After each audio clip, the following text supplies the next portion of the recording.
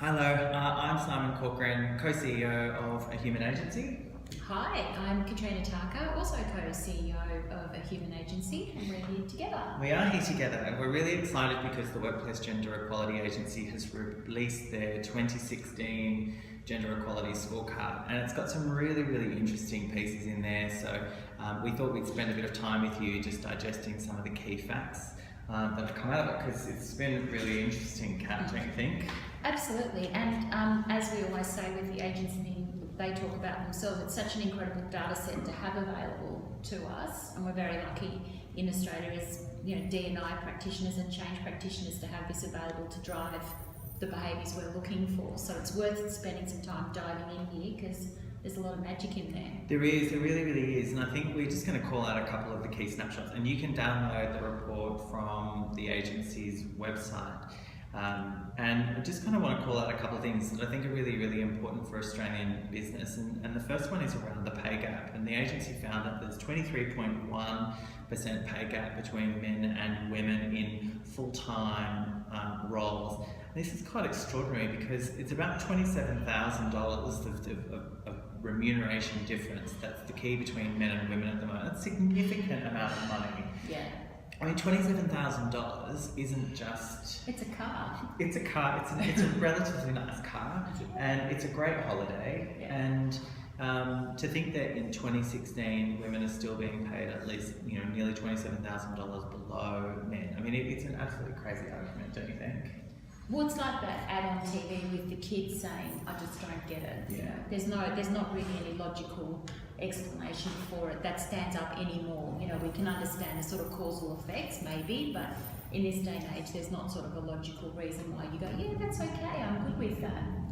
Yeah, and I think that a lot of organisations need to get better at how they manage and report their pay data and what they're actually doing and how they're measuring it. True, or not doing. Or not doing. Because the one that I found really interesting was that 27% of employers, only 27% had conducted a pay gap analysis. Now, what does that say to you in terms of the impact? Yeah, well, I think it says a lot because it says that, let's kind of put something down to be really clear. It is quite challenging to do a pay gap analysis for a couple of reasons. So you're talking about really sensitive remuneration data, you're talking about people's personal income information, and then there's also the sensitivity around how much do you disclose as an employer to say, do we go out and do we tell everyone we've got a pay gap, or do we keep it quiet? Now it's really quite challenging because you've got both of these elements on it which are really interesting and quite personal, but then you've got the added complexity of how do you actually pull that together and what are you comparing, because we know that not every level is the same. So we know that there are certain levels in the organisation that you can't compare, and so the pay gap won't be a like for like. So you've got all these different kind of contingencies in part of pay equity that really makes it quite complicated. And I think that some organisations just shy away from doing it. I mean, the 27% is actually pretty good, but when you think about the 12,000 reporting organisations, that's a whole lot of people, a whole lot of organisations that just aren't reporting or aren't doing it. Yeah. So I think it's troubling, and I think that we certainly see that there are points in time where pay and remuneration decisions are being made that potentially don't support women, particularly in recruitment. We know that men are able to negotiate higher salaries at the recruitment level, and we also know that there are some other primary points in people's careers where they're able to access more funds or not. So, and I completely agree that it is hard. Like, we've both done the pay equity analysis in our roles, previously when we've led the reporting. However, in this day and age, when organisations are able to commit significant resources to things that matter, and there are great tools now available to help you, if you care about it, all of those difficulty hurdles can and should be overcome. Absolutely. So, I absolutely agree. The difficulties are only difficult if you allow them to be. So yeah, and I think if you kind of test around and play around with different formulas and different ways of doing things. I mean, we have been working on a dashboard that plays around with some of the reporting and how to make it easier and simpler.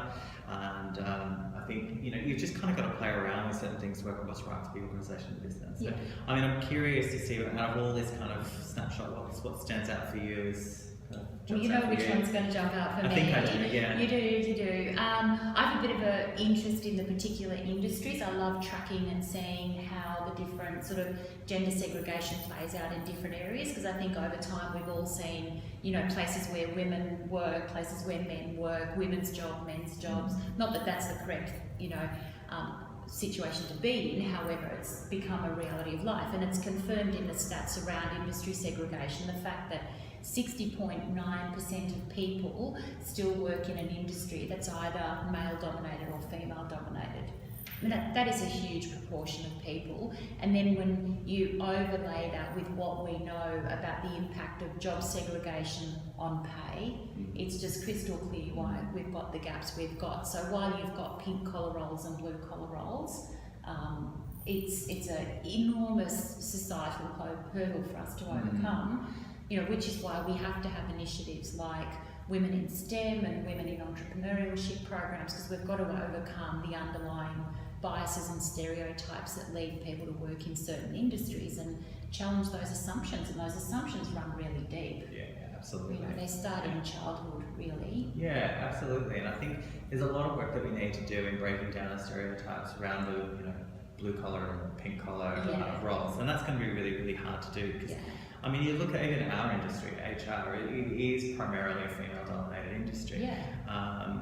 But it really is challenging trying to break down some of those barriers and stereotypes. And, I mean, nursing, teaching, etc. All of those are all kind of all-encompassing. But I know you've been doing some great work in a particular industry as well. Well, that's right. So this year we decided to tackle this issue in the construction infrastructure industry in particular, and we created a roundtable to really tackle head-on the diversity and inclusion issues that are affecting the talent supply in construction industry and in construction and infrastructure, which you can only really do collectively. I mean, there are so many organisations who are doing great things within their company, and they're driving their own strategies and they're making change happen, but to really make a change to such a big social issue as talent supply and impacting stereotypes, you're going to have to drive at that collectively. It's too big a burden for any one company to say we're suddenly going to change the, you know, Australian supply of women into these industries. So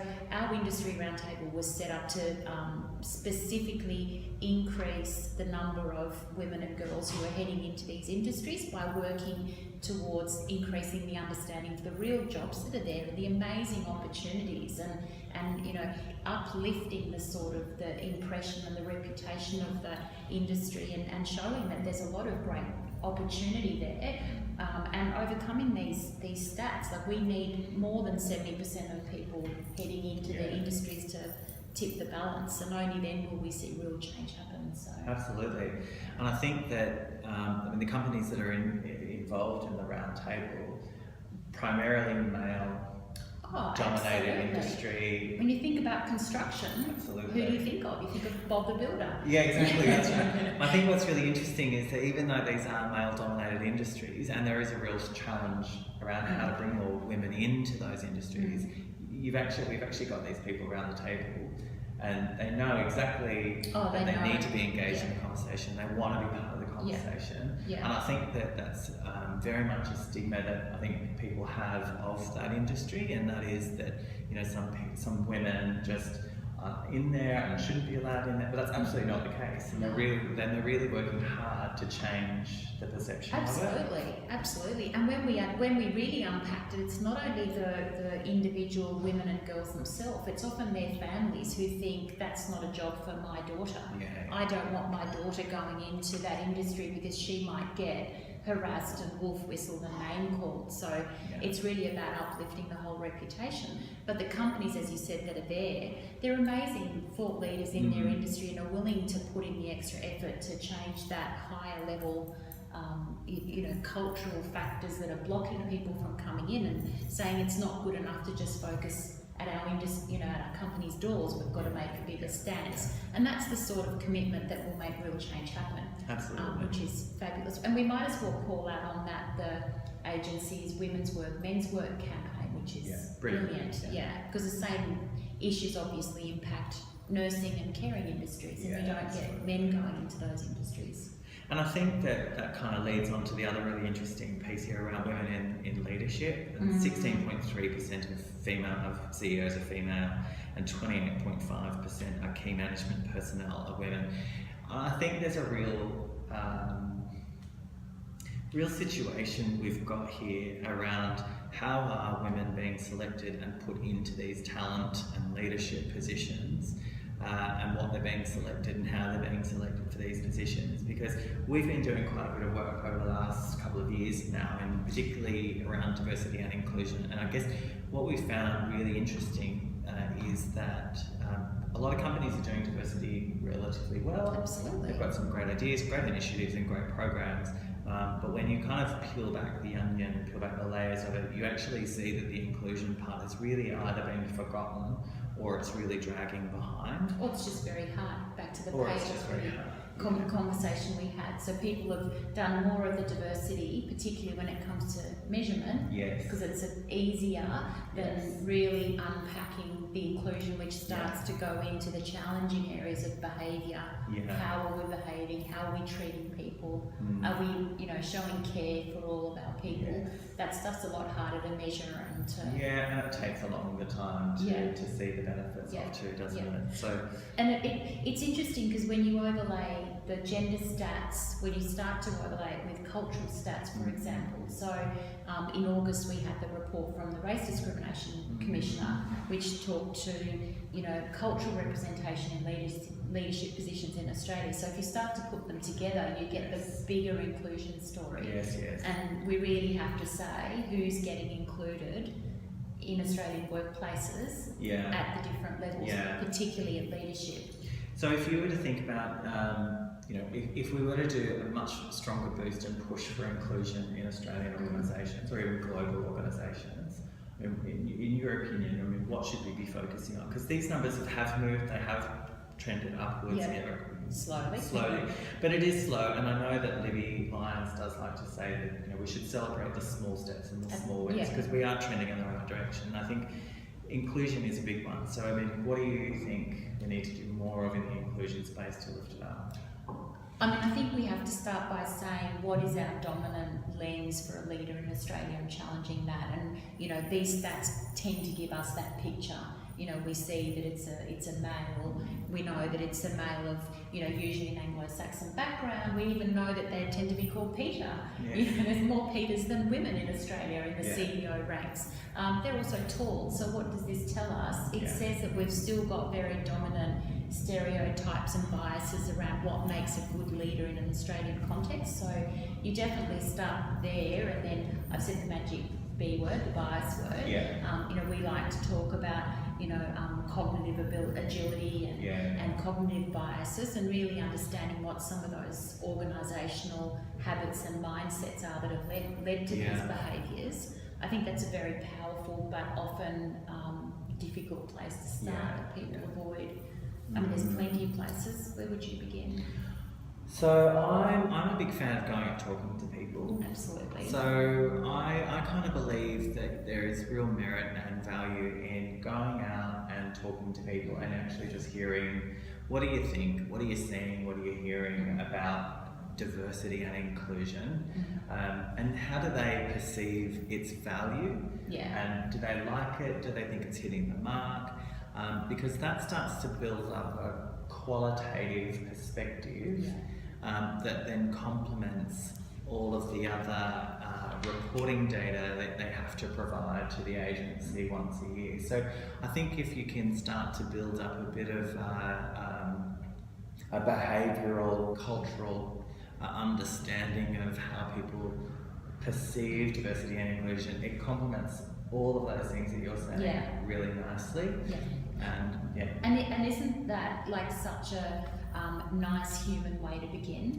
Not by doing top down, we've got all the answers, and we've done that recently and it's worked really well, where you say we know that there's so much collective wisdom across the whole workforce. You know, how do we unleash that? How do we recognise it and hear what people are saying about what's working, what's not working, and harness that? It's a very, you know, human-centred approach, which we love. We love good human-centred approach.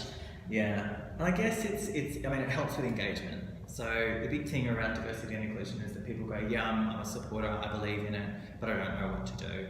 And I think that a very human-centred approach does help to. Well, it goes to that I feel statement. I feel included. You know, and that's really what you want to end up at. I feel included, whereas you don't really ever go, I feel diverse. You know, you just are diverse.